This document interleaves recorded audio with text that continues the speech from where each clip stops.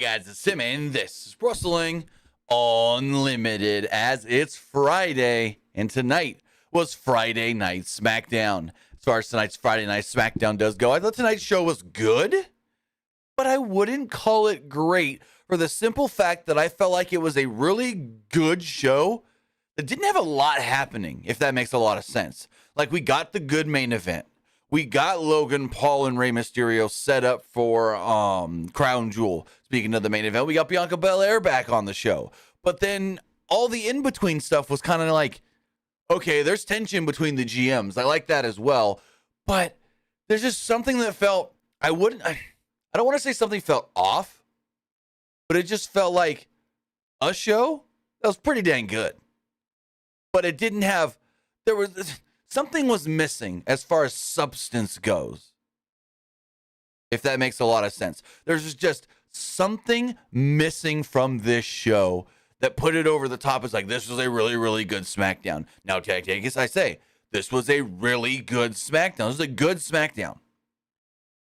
But it didn't feel like it was a SmackDown of major importance, or if you missed it, you should really go back and watch it. I think that's the key phrase right there.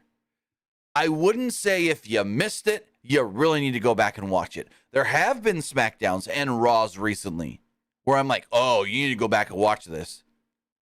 But this one's kind of just like, listen to my review and you'll know what happened, if that makes a lot of sense. Also, Fonzie's question in the YouTube chat says, early thoughts on Spider-Man 2. Woo, I love it. We streamed 8 hours of the game last night. We're streaming more right after this. Twitch.tv/Timmy Buddy. Oh my God. So I'm 8 hours into the game. Maybe a little less than 8. Maybe like 7.5, 8-ish, right in that range. And so far there have been 2. We're playing. What the hell just happened? 2 of those moments where we're playing, we're fighting, we're in the moment. You know, there's beating up a bunch of bad guys, and then all of a sudden something happens, and you sit up and go, no way that just happened. They did not just do that. And I'm not going to say anything spoiler-wise. But if you like Spider-Man, and you like Spider-Man Miles Morales on the PS4, this is just more of that in the best way possible. More of that in the best way possible. So let me move this camera up a little. It's cutting my head off. So yeah, if you were a fan of either of the previous games, Marvel Spider-Man Miles Morales, you'll be a fan of this one. It's more of the same, but better. There's noticeable upgrades. Basically, way more suits, and a lot of the suits have color variants. So it's not like, oh, you have the classic suit, and there you go. You have the classic suit in 4 different colors. You have the Miles suit in 4 different colors. My Miles is wearing red, white, and blue. Blue from the feet to about here. There's a white V with the white logo, and then red. It's such a fucking dope skin. Such a cool suit. But Spider-Man 2, so far we're roughly about 7.5 to 8 hours in the game. And I love it. There was a couple times last night where I'm like, I'm getting tired. I might stop. And then something happens and I go, I just got re-energized for the story, and oh my God, I need to keep going. Oh my God, oh my God. So we will be playing more Spider-Man 2 directly following this stream, twitch.tv/Timmy Buddy. That game rocks.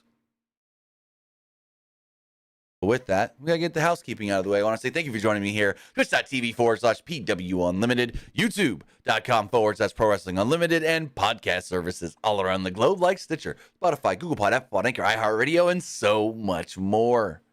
With that, remember you can help support the channel a number of different ways. If you're watching here on Twitch, hit that donate button down below or donate Twitch bits in the live chat. Also remember, you can subscribe to the channel one of 2 different ways. You can either subscribe with a tiered subscription, or you can subscribe with Amazon Prime, because remember, if you have Amazon Prime, then you have Prime Gaming. Prime Gaming gives you a lot of cool things like free games, free stuff for games, and you always get 1 free subscription to any Twitch channel you want to subscribe to throughout the month. And I'd greatly appreciate it if you did right here, Pro Wrestling Unlimited. Remember, it doesn't just have to be your Amazon Prime account. It can be anybody's Amazon Prime account, whether that's your mother, your father, your brother, your sister, your grandma, your grandpa, your auntie, your uncle, anybody's. You just take that Amazon, take that Prime, link them together, bada bing, bada boom. No, you take that Amazon Prime, you take that Twitch, you link them together. And your Prime Gaming. Also, remember, head over to YouTube, hit that join button, and become a channel member. Finally, head over to the Epic Games Store. Head over to the Epic Games Store and buy something. Whether you're buying a new game, whether you're buying an old game, whether you're claiming a free game or getting bucks for Rocket League, Fortnite, or Fall Guys, use this code right here, PW Unlimited at checkout, and you will be supporting us at no extra cost. Right now, they do have their Halloween 2023 sale going on. Go check that out. Free games right now, Eternal Threads and The Evil Within. Then next week, you'll get Tandem, A Tale of Shadows, and The Evil Within 2. We'll claim The Evil Within 1 this week, claim The Evil Within 2 next week.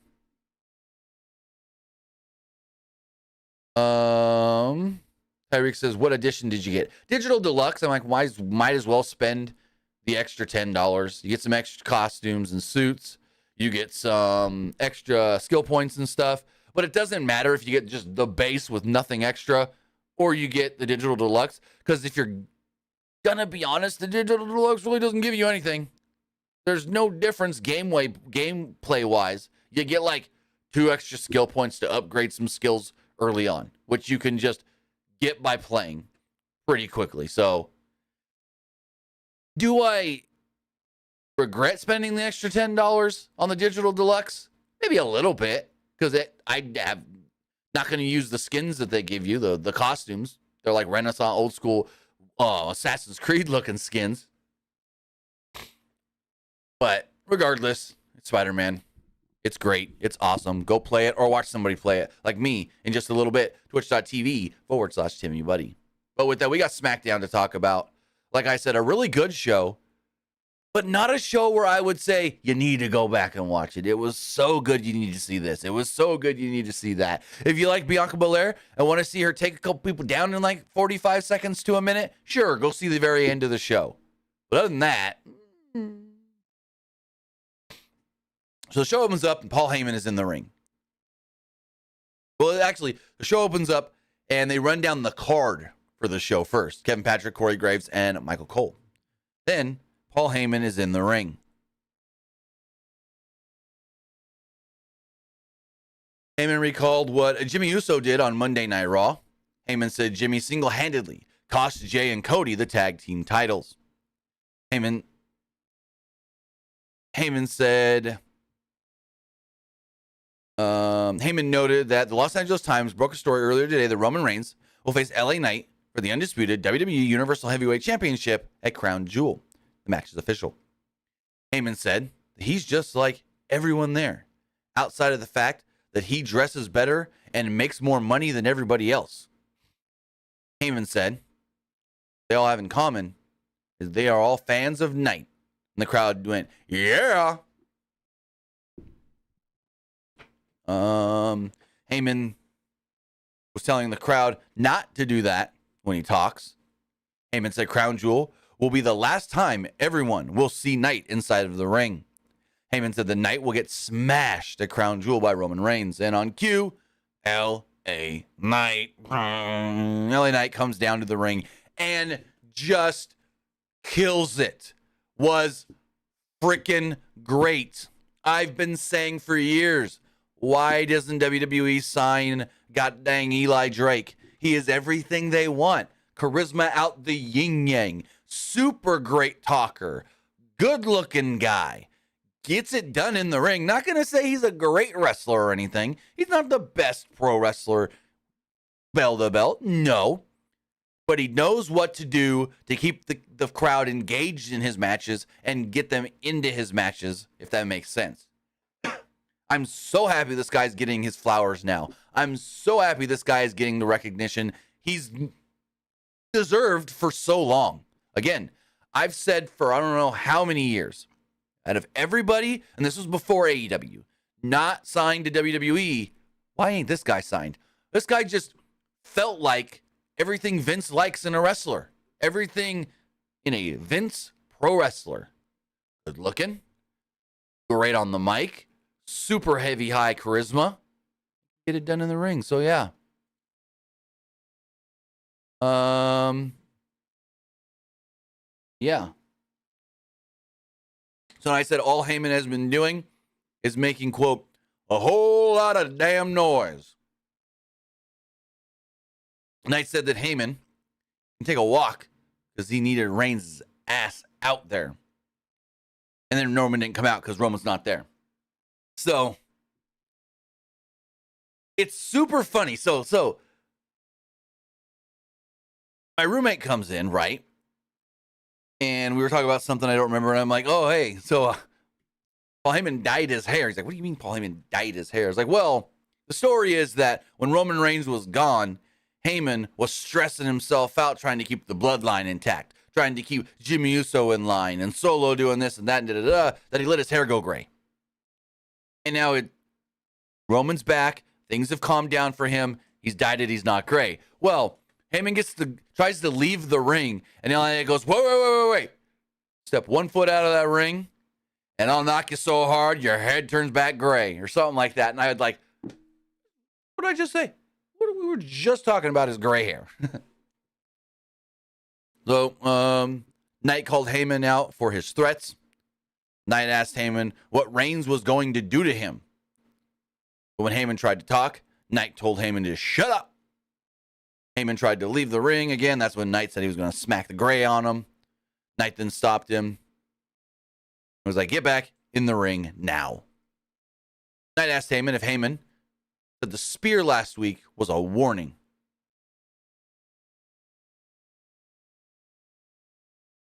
Knight said if anyone takes a shot at him, they better put Knight down for good. Excuse me. Knight said he can't be stopped. He won't be stopped, and he will not stop until he puts Roman Reigns down and wins the Universal Championship. Knight said that Reigns should be scared. Knight said for as fast as he's risen here in WWE, it'll be just as fast for him to take the title off of Roman. So it's like, I like LA Knight. I love LA Knight. Huge LA Knight fan. To the point where I was shitting on the name when he first came into NXT. He's just LA Knight. He's just LA Knight. The name is fine, whatever. I thought it was the dumbest name when he first came in. But now he's just LA Knight and it's whatever. It's cool. It's great. Would he be better as Eli Drake? Yeah. Would he be better as Sean Richter? Yeah. But he's just LA Knight. Yeah. So, Knight said that next week there'll be a contract signing. And it'll take place between he and Roman. Knight told Heyman that he better make sure when he talks to Reigns, he better tell Reigns whose game it is. It's LA Knight's game. Knight then slammed the microphone into Heyman's chest and walked out of the ring. Also, just to let you guys know, SmackDown is on FS1 next week due to baseball. Due to the baseball game. So yeah, great opening segment. LA Knight killed it. Probably one of his better promos in WWE. He was just, like, he's always smooth, great, and fluid. We've seen sometimes where he gets a little flustered, where he fumbles a word or two here and there. But no, this one tonight, oh my God, was he just on point for the entire thing. He was perfection in this promo. Like, this promo from LA Knight, I don't think could have been much, if any, better. Then they see the Street Profits and Bobby Lashley backstage, warming up. Then Santos Escobar comes out for his match. We had Montez Ford versus Santos Escobar in a 9-minute match that was just fine with a dumb finish. Just fine with a dumb finish. The match starts and the two lock up. Ford had control early behind some kicks and aggressive elbows. Ford landed a nice looking drop kick and taunted the crowd. Also before this, hold on. I want to mention the entrance. Are they doing like a fighter's gimmick with these guys? Where they're not doing like a normal pro wrestler entrance where they just walk down to the ring and whatever. It's like they're coming out, they're getting acknowledged by their cornermen, and then they're getting down and into the ring. It's kind of like in UFC. You walk out, you go down to the cut man or whatever you want to call him. I think it's the cut man. And the referee. check you, make sure you ain't got nothing on you. They Vaseline you up really fast. You look at your crew, you go, thanks, hug, high five, thanks, hug, high five, then get in the octagon. Well, that's what this entrance from the Street Profits and Bobby felt like, where Ford comes out, he's all hyping himself up. Dawkins, Bobby, hug, this, that, and then they go. So, and then the music just doesn't fit for it. They need new music if they're going to do something like that, though. The Street Profits music, I don't feel fits for that. But back to the match. Ford hit a high standing frog splash for a 2. Escobar then got back to his feet and worked his way back. But Ford kicked Escobar in the head as Escobar was perched on the top rope. That then sent Escobar to the outside, and it sent us to a commercial break. Back from the commercial break, Ford had control. Lashley was shown watching the match from backstage. Ford went for some type of springboard move off the second rope, and it kind of sort of looked like a modified bulldog, but it was sort of kind of not really, I don't know. Either way, it kept Ford on the offense. Escobar ultimately did fire back with a super kick and forced Ford to the outside. Escobar landed a dive and rolled Ford back into the ring. Escobar then went to the top for a high cross and got a 2 off of it. Escobar then hit a double knee and a setup for the Phantom Driver, but Ford got out of it and went to the top rope himself, but Escobar cut him off and landed the top rope Frankensteiner. Dawkins then pulled Ford to the outside, and Escobar went for a splash and kind of got half of it. Either way, the ref's back was turned. Dawkins then ran Escobar into the ring post. Factions all started to fight on the outside, complete with Escobar getting his revenge on Dawkins. As a result, Escobar rolled back into the ring, and he and Ford started to go at it. Ford then rolled Escobar up and got the pin. So there we go.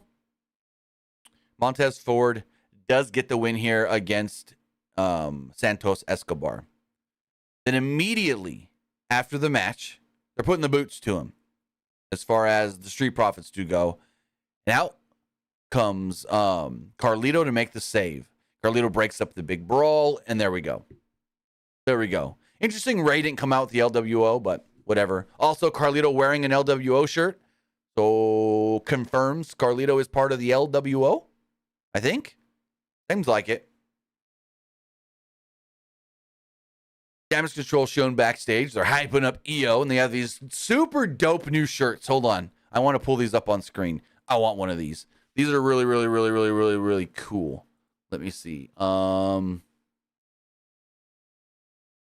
see. I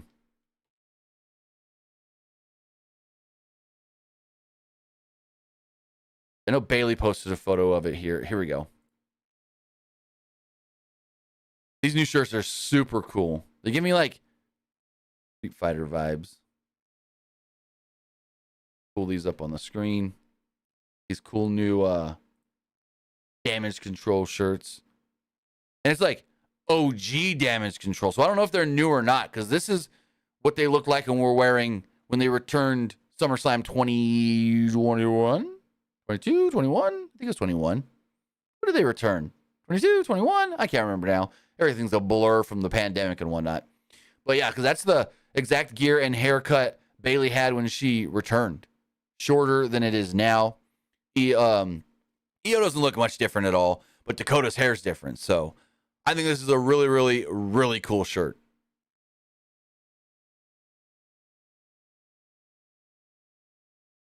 Moving forward with the LWO, were shown backstage.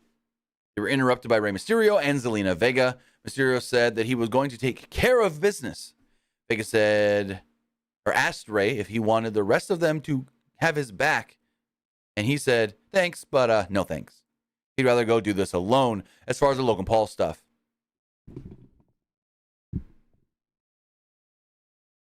Tighten up the microphone. It's like dripping down on me. I don't know if you guys can notice on the camera, but it's like slowly lowering on me. So let's tighten it back up, and hopefully that helps. We got highlights of last week's Pretty Deadly match. A vignette was shown, and it featured Pretty Deadly getting spa treatments. And then, well, Brawling Brute showed up and attacked Pretty Deadly during the spa treatment. Ridge Holland finished it by telling Bush that they gotta go grab a pint.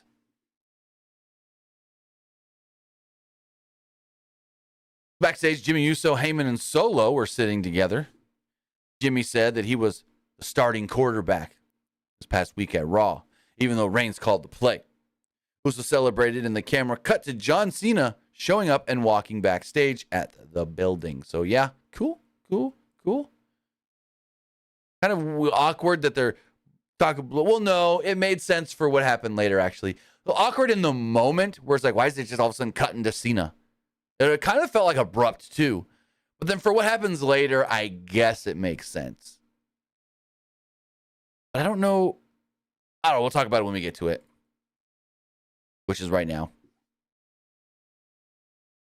John Cena comes out and says that San Antonio was a sellout. Legit. No seats available for this show.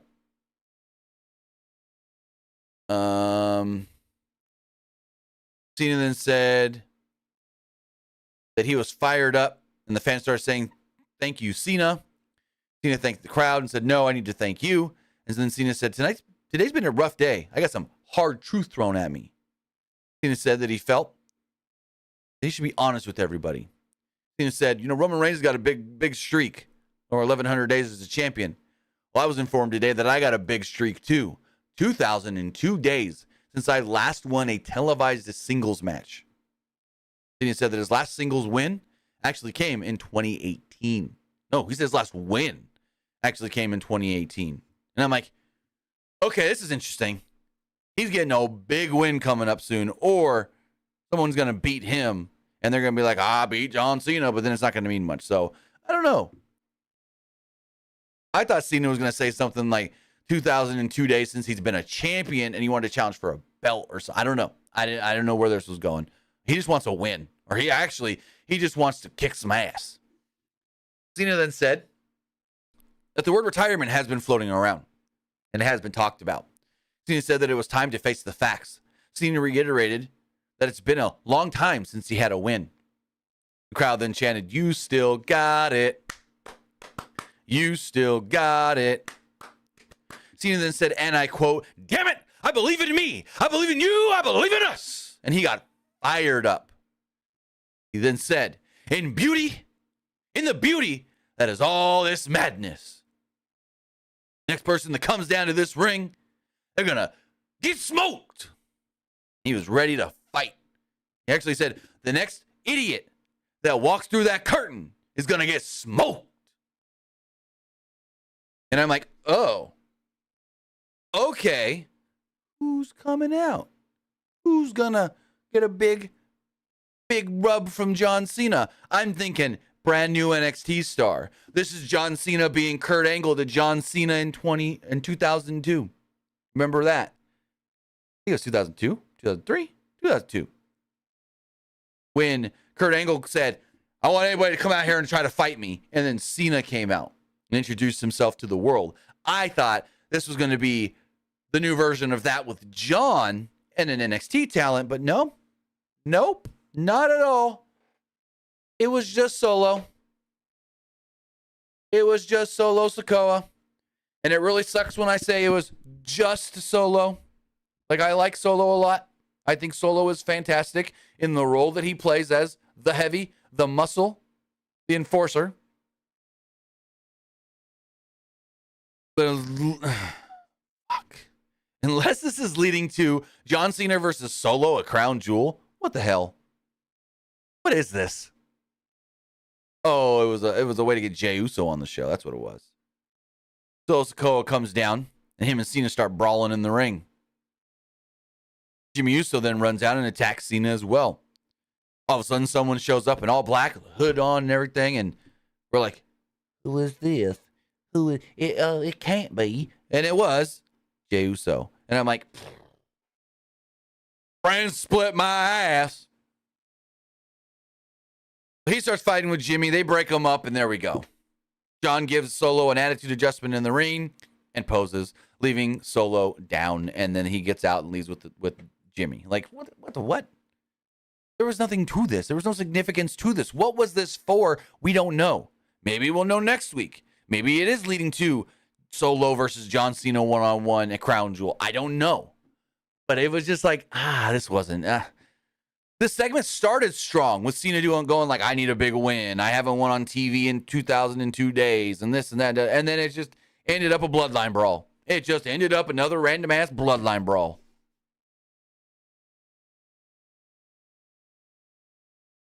So, Alpha Fire, Isla Dawn, they're coming back.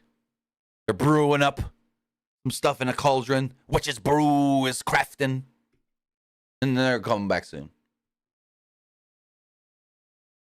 Kevin Patrick then threw it to a video package of the tag title match that main evented Raw this past week. Then we go to the back, and it's SmackDown General Manager Nick Aldis, Jey Uso, and security. Aldis, being the authority figure that he is telling Jey that he can't be here. He's not a SmackDown superstar, and he was not invited to be on the show, so he is not just going to crash Aldis' show.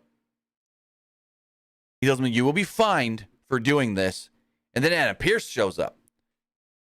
Adam Pearce is there and goes, I knew something was going to happen and you may need some help, so I thought I'd be here. And I'm like, what? So now Adam Pearce is going to play the dick opposite of Nick Aldis's I just want to be respected GM.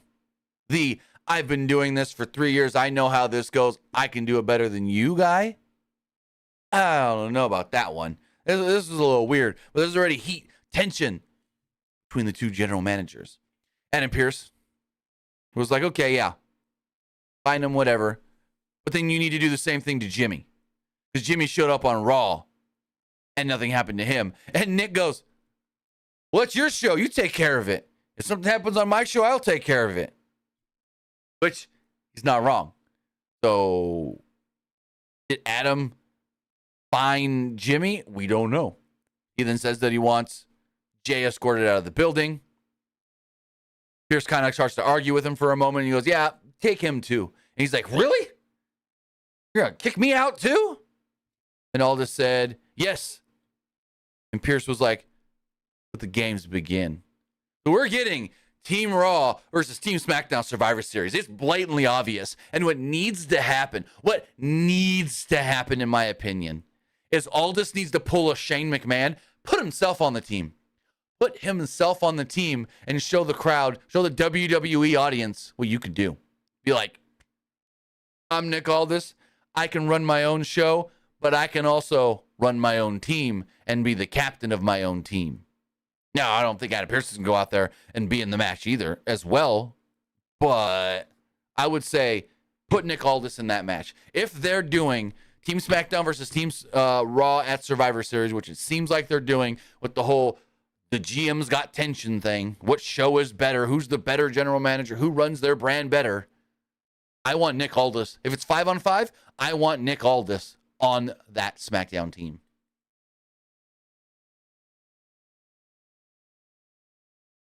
And I'm going to do something really fast. We're going to go look at the WWE roster. I want to quickly go through this and just see who maybe could be on each team. Let's go roster. Duplicate. Go SmackDown. Go Raw. Throw this up on the screen. So the Raw roster.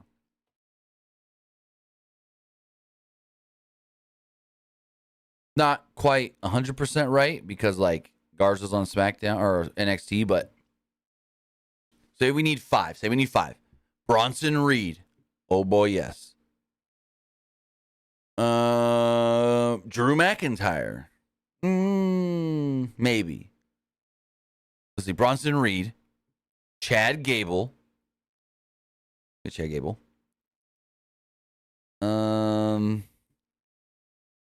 Jey Uso.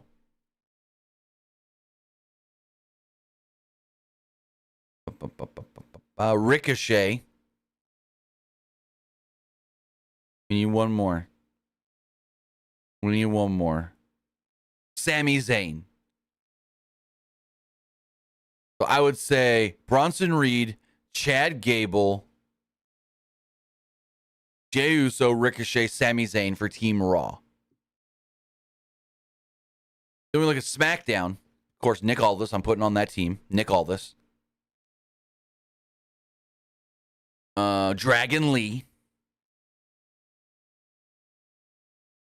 Jimmy Uso. That way we get Uso versus Uso, but it's not a singles match. Kevin Owens. So then Kevin and Sammy have to be against each other. That's a little wrinkle there. And who would that last member be? Maybe Sheamus? But we haven't seen Sheamus in a while. I don't know what's really going on with old Shamo. Oh. We need to save this really fast. We've got our first Nick Aldis WWE render. We need to save this really fast. Yes, please. Save image as. Okay, anyways, back to it. Oh, no, this just refreshed me to all current wrestlers. Hold on. Go to SmackDown. All right. So I would say, oh, okay. Austin Theory. Austin Theory.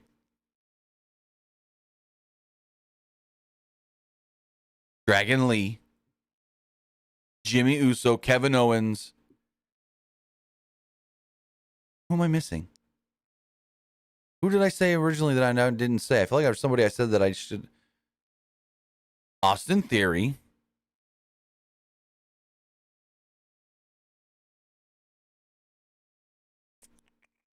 Jimmy. Kevin. Missing somebody that I just said a minute ago. I had 4, and now I only have 3 for some reason. Theory. Owens. Dragon Lee. What am I missing? Grayson Waller, maybe you could throw on there. Bobby Lashley, maybe you could throw on. Oh, Aldis. Theory. Dragon Lee. Kevin Owens. Who the hell am I missing again? Jimmy Uso. There you go. There's your 5. We'll see. We'll see how it all goes. But I would for sure want to put Nick Aldis on that team. Also, I think Nick Aldis being the GM is the way to slowly get him into being a wrestler in WWE. Maybe once he's allowed to be on television, something happens and Nick Aldis' job is stolen by William Regal or something. I would love to see William Regal as a SmackDown general manager. How cool would that be? Sean's running NXT. He ain't going back down there. So give us William Regal running SmackDown every week. And Pierce running Raw. And then Nick Aldis can be a, what's the word I'm looking for? A wrestler on the roster. And still work as a producer backstage. Doesn't have to be a full-time wrestler, work periodically here and there and whatnot. So then we got Rey Mysterio and Logan Paul. Logan Paul is obsessed with the U.S. title, just kind of out of nowhere. And Paul is supposed to be the heel. So, yeah. Excuse me. Paul said 6 days ago he was in England, quote, beating the living daylights out of a scumbag. Paul said that he won his fight. Paul said that it was a pathetic excuse for a fight. Very so, because Dylan Dennis, what the hell was all that? He tried for a takedown and what? Paul said that he should have known if he wanted a real competition, he could have just been here in WWE and asked for another match. Paul then brought up people who, quote, hide behind masks. Paul said that he already beat Rey Mysterio in his first ever WWE wrestling match. Paul said that the last time he wrestled Mysterio, LA Knight didn't have a job, and Roman Reigns still wrestled, and Dominic Mysterio was still his son. I thought all that was funny. Paul then said that he knows who he is, and he's, quote, a WWE superstar, baby.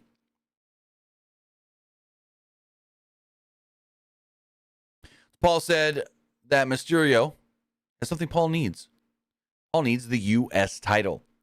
Paul said even though he beat up a deadbeat dad last weekend at Crown Jewel, quote, he's going to beat up another deadbeat dad. Mysterio's music then hits, and Rey makes his way down to the ring as Michael Cole on commentary noted that Paul actually beat Mysterio in a tag team match, not a one-on-one match. That's different. Mysterio said that Paul reminds him of his son Dominic. A lot of natural ability, dripping with passion, incredible career ahead of him, and a, well, big mouth. Mysterio said that he thinks Paul needs to be humbled. Mysterio said that he was reluctant with Dominic, but with Paul, he's not going to hesitate. He's going to, quote, whoop his ass. Mysterio asked Paul if he wants the U.S. title, and Paul said, "See." Mysterio said he would give him the opportunity at Crown Jewel. Paul extended his hand for a handshake, and it looked like Rey would comply. Despite controversial wisdom, the two simply just shook hands and Paul left. If Paul's supposed to be the heel, why didn't he shake his hand and then attack Rey? Get the better of him. I don't know. I just felt like if Logan Paul's supposed to be the heel, and maybe he's not, maybe it's baby and baby. I don't know. But if Logan's supposed to be the heel, he should have done some heelish thing to Rey here. He should have stood over Rey, clotheslined him down, stomped him, punched him or something, and left him laying. But whatever. We then had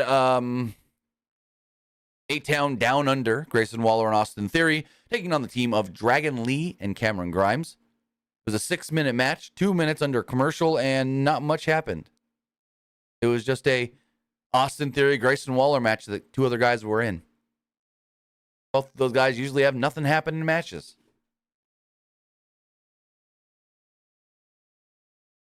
Mac Malort says, wasn't Regal not allowed on TV because of his deal with TK? Correct. So, what we know, and we don't know all the details, but what we know is that Tony Khan let William Regal out of his AEW contract early with a huge condition of, okay, you can leave and go back to work for WWE, but you are not allowed on television till the original expiration date of your AEW contract, which many do think could be this upcoming February, but we don't really know.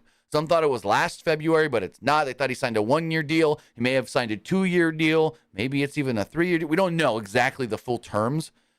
But what is being rumored and reported over the last year is that Regal was let out of his contract with a condition of you can't be on their television until your original contract expiration date, until your original contract expires.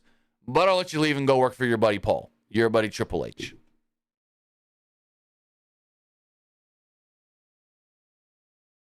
So Theory and Lee started off the match, but Waller tagged in pretty quickly. Waller was subject to a series of double team moves from Grimes and Lee after Grimes tagged in. That included a Russian leg sweep combo that looked like it kind of hurt. The action spilled to the outside and the show went to a commercial break. When we returned, Waller was working over Lee inside the ring. Theory then tagged in, but Lee landed a DDT on the heels and he got the hot tag on Grimes. Grimes then hit a crossbody on Waller and fought off both Theory and Waller. Grimes then got a German suplex on Theory for a 2. Waller went to the outside and hit Lee with a splash. Inside the ring, Grimes covered Theory for a 2 count. Grimes then lifted Theory up, but Theory raked the eyes and broke it all up. Waller then ran into the ring as Grimes rolled up Theory and Waller hit his finisher on Grimes.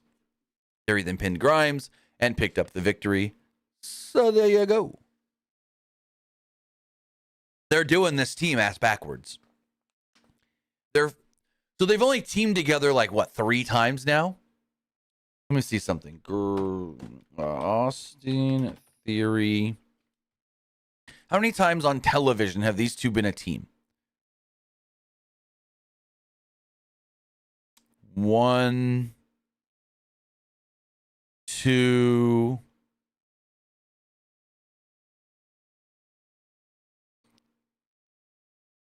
4. I think they got the tag title match too soon, and they should have kept building them up, and then giving them the tag title match. But that's just my opinion. And that was only their 3rd match as a team. And I get it, it was an open challenge. But whatever. Kevin Owens was interviewed in the crowd by Kathy Kelly. Well, actually, in the stands with no crowd, taped before the show. We sat down. I actually really enjoyed this. I really like this. And I don't know if it was that I enjoyed the style of the interview with Kathy Kelly doing the little sit down, just her and KO in a little intimate setting, or if it was just her and Kevin together. Their little banter and back and forth really worked really good. But I wouldn't mind more of these from Kathy Kelly, where just every couple of weeks brings a wrestler out into the stands. They sit down and they have a good 3 to 5 minute conversation. Kathy Kelly sat down with Kevin Owens, and Kelly asked Owens what it felt like to be separated from Sami Zayn. Owens said, yeah, it didn't feel great. And Owens noted that they did a lot together, and to be separate in the way that they were separated, well, it kind of hurt. Well, that makes it sound like he didn't have a call. He didn't have a say in being moved to SmackDown. It was more of, hey, you're on SmackDown now. It wasn't in storyline A, would you like to go to SmackDown and have opportunities over there? It was, you were just told you're doing it. Now, I don't know if that's for real or not. Like, that could be blurring the lines with that, too, of in storyline, I'm hurt, but even in real life, I'm hurt because I thought there was more for me and Sammy to do together. That could be blurring that line of real and storyline. Owen said that he's happy to be on SmackDown. Don't get him wrong, because it's a clean slate. But to say he's not bittersweet, to say it's not bittersweet, it's bittersweet. Owens mentions that he has a lot of history with people on SmackDown like the Bloodline, but he also has a lot of guys that he's never wrestled one-on-one with, like Rey Mysterio and Sheamus. He also said there's a lot of new faces here on SmackDown I'd like to punch. Owens then asked Kathy Kelly, anybody in the back you would like to punch or want me to punch for you? And she was like, well, and I think she called herself a journalist. She's like, as a journalist, I got to be very unbiased. And he's like, what about Austin Theory and Grayson Waller? Punch them. She goes, well, some people say they have punchable faces, so, and Owens goes, all right, we're on the same page then. But what I really want for everybody watching SmackDown to know, and any show I'm on, that show is the Kevin Owens show. And then it ends. I really liked this. Again, I don't know if it was just the Kathy Kelly doing the interview in the stands and the way they did it and then set it up and that aspect of it, where it was just her and Kevin worked so well together. I think that's a big part of it. Her and Kevin came off really well together. Just them sitting there talking. And that did lead to our 16-minute main event. It was Io Sky defending the WWE Women's Championship against Charlotte Flair. I will say, really good main event match. This was a really good main event match. So Charlotte took Sky down from the start, but Sky rolled to the outside. From there, the show immediately went to commercial break. When the show returned, Charlotte was working the hell out of Sky. Charlotte's momentum stopped, though, when Bayley grabbed her leg. As a result, Sky landed a dive between the ropes onto Charlotte, who was on the outside all of a sudden. Sky then hit a missile drop kick and got a one off of it back in the ring. Sky then worked a chin lock. Charlotte then fought back and hit Sky with a kick to the head. Charlotte leapt at Sky, and Sky moved. Ultimately, Sky flipped Charlotte with her legs over the top rope to the outside. Sky then jumped at Charlotte, but Charlotte caught Sky and slammed Sky into the apron. From there, we go to our final commercial break of the night. Back from the break, the two were fighting on the top rope, and it resulted in a tough-looking sit-out powerbomb from Sky, who got a 2 off of it. Sky then landed some double knees and worked crossface, but Charlotte got up and immediately landed a loose German suplex. And then after that, got a 2, and then got to her feet. Charlotte hit a bunch of chops, and then the final one took Sky down. Charlotte then landed a fall-away slam. Charlotte put Sky on her back and went to the second rope. From there, Charlotte hit another fall-away slam for good measure. Got a near fall off of it. Sky was on the apron and went for a springboard dropkick, but Charlotte caught her and worked a Boston Crab. Sky then rolled through and got a 2 off of it. With the two of them on their feet, Charlotte then went for a knee, but Sky moved and dropkicked Charlotte into the second turnbuckle. Sky went to the top and tried to go for her moonsault, but Charlotte got her knees up in a nasty-looking spot. Charlotte then landed a spear, but Bayley put Sky's foot on the bottom rope, ensuring Charlotte would not get the pin. Charlotte then attacked Bayley and threw her over the announce table. Back in the ring, Charlotte went for another spear, but Sky had the title in hand. Ref didn't see it, and Charlotte ran into it. As a result, Sky then pinned Charlotte. 1, 2, 3, picked up the victory. So Io Sky does retain the WWE Women's Championship. After the match, Damage Control starts putting the boots to Charlotte. They attack her when Bianca Belair comes out and makes her illustrious return. We haven't seen Bianca since like SummerSlam, I think it is. Bayley, Io, Dakota, they bail, they run away, and then Bianca helps Charlotte up, and the two pose in the ring as the show goes off the air. With that, that was Friday Night SmackDown. A good show, I will say that for sure. But other than like the Bianca thing, the LA Knight promo, and them like teasing the stuff between Adam Pearce and Nick Aldis, it was just a show. A good show, but not a you need to go out and watch this show. You know what I mean? I will say Rampage had a really good opening match tonight. Rampage had Mystico versus Rocky Romero. That was a really good match. Really good match. 2 out of 3 falls. All right, so I forgot to do the Twitch poll again. That one always throws me off because I can't just start it at the beginning like everything else. It's got a time limit on it, and then like if I do it too early, then not everyone's gonna be able to vote. So I got to get the timing back down on that. But if we check the other polls, and I just closed Twitter for some reason. God dang you, Twitter. Go back to X. Check that poll. Refresh the community poll. Oh, apparently, LA Knight cut a promo after SmackDown. Okay, gonna have to check that out. As far as the Twitter X poll does go, 70% liked SmackDown, 23% thought it was just all right, and 5%, well, 6% did not like it. Looking at the YouTube community poll, 80% liked the show, 13% thought it was just all right, and 7% didn't like it. It says, we're not seeing Jade. That's true. That is true. I didn't think about that. No Jade at all. No tease of Jade, no nothing. We saw her on NXT. We saw her on Raw. We saw her last week on SmackDown. No Jade, though. No Jade Cargill. It says, loving SmackDown. It says, I love Raw on SmackDown. It says, I like it. And return of EST tonight. It says, cool. And it says, it was an okay SmackDown. As far as the live poll does go, 82% liked the show. 15% thought it was just all right. And 3% didn't like it. So it looks like the prevailing overall consensus is most people liked this show. Most people thought this was a good SmackDown. But with that, guys, going to wrap everything up here, twitch.tv/TimmyBuddy. Remember, the night's not over. The night is not over. Head over to twitch.tv. No, we're done here, twitch.tv, youtube.com, Pro Wrestling Unlimited. But now, quickly, soon, we're going live, twitch.tv/TimmyBuddy. Twitch.tv/TimmyBuddy. We're playing more Spider-Man 2 on the PS5. I'm about 7.5 to 8 hours into the game.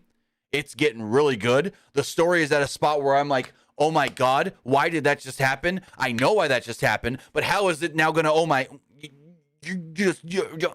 don't want to say anything to spoil anything if you haven't seen it. But I'll just say one person may have just given their life to another person. That's called the bond of best friends. So this game is amazing. This game is everything I wanted it to be. And I'm not even halfway through it. I'm maybe a quarter. So we're going to go over there. We're going to play more of that. We're going to have some fun. Twitch.tv/TimmyBuddy. But with that, guys, have a great rest of your night. Have a great weekend. And we'll see you next time. Have a good one, guys.